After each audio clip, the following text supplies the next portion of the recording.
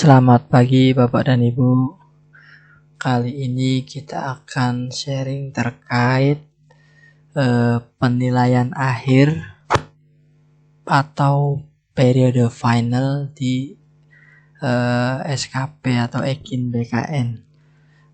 Langkah yang pertama untuk mengerjakan penilaian akhir adalah Bapak Ibu bisa klik SKP, kemudian klik penilaian, pastikan periode atau penilaian dari bulan Januari sampai dengan Desember itu sudah Bapak Ibu isi semua. Di sini sampai dengan November karena saya periode untuk jabatan yang lama itu sampai dengan 30 November. Jika Bapak Ibu periodenya sampai dengan 31 Desember, pastikan penilaian bulanan Desembernya sudah Bapak Ibu input dan sudah dinilai oleh atasan. Nah, setelah Desember nanti ada di bagian paling bawah di sini periode akhir atau periode final. Ini merupakan rekap dari penilaian periode 1 tahun dari 1 Januari sampai dengan 31 Desember 2023. Langkah yang pertama yaitu klik pengisian bukti dukung dan lihat hasil.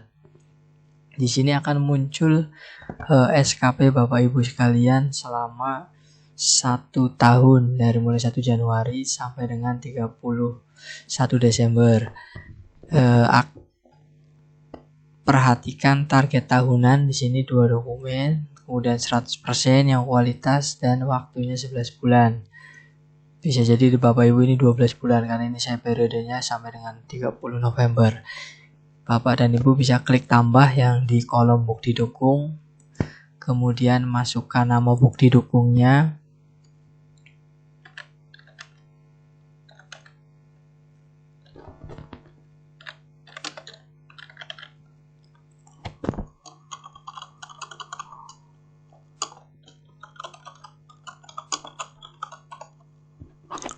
kemudian pastekan juga link eviden Google Drive-nya.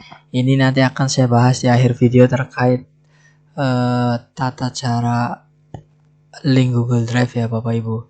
Ini kita pastekan link evidennya, kita klik OK, kemudian kita edit realisasinya, sesuaikan dengan target tahunannya. Di sini target tahunan saya untuk RHK yang pertama, jumlah dokumen perencanaan perangkat daerah adalah sebanyak 2 dokumen.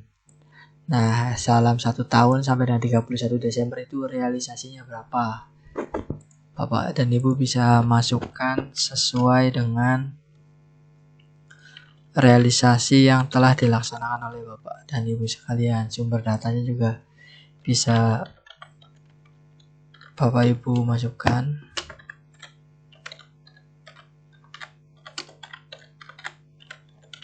Kemudian klik OK, nanti akan muncul seperti ini bukti dukungnya, warna biru. Nanti kita klik akan muncul filenya dan realisasinya.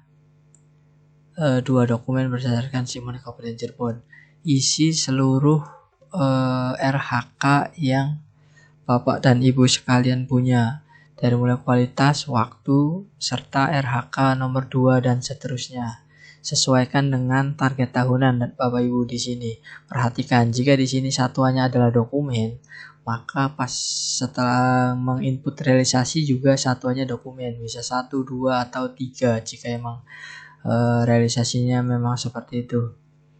Kemudian di kualitas di sini persentase, targetnya itu persentase, maka realisasinya juga persentase. Target di sini waktu 11 bulan, nanti pas realisasi juga pakai bulan. Jadi sesuaikan dengan yang di target tahunan. Jika di sini laporan, silakan pakai laporan, kegiatan pakai kegiatan, dan lain sebagainya. Bisa jadi berbeda di Bapak dan Ibu sekalian. Makanya ini yang penting, antara target tahunan dan realisasi itu satuannya sama.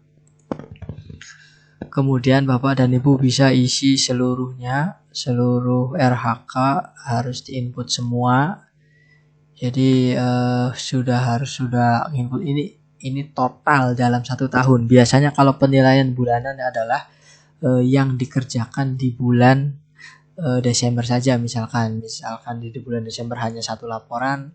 Kalau penilaian bulanan ya Bapak Ibu inputnya 1 laporan. Tapi kalau penilaian akhir itu rekap total realisasi dalam 1 tahun. Dalam 1 tahun itu targetnya 8 laporan. Ternyata dari bulan Januari sampai dengan Desember Bapak dan Ibu realisasinya juga 8 laporan lagi. Silakan input seluruh rekapan realisasi dari mulai Januari sampai dengan Desember. Jadi tidak hanya pada bulan Desember saja, tapi rekapan dari awal tahun Januari sampai dengan 31 Desember berapa. Di sini ini kan target tahunan, makanya realisasinya juga realisasi tahunan. Jadi dalam 1 tahun.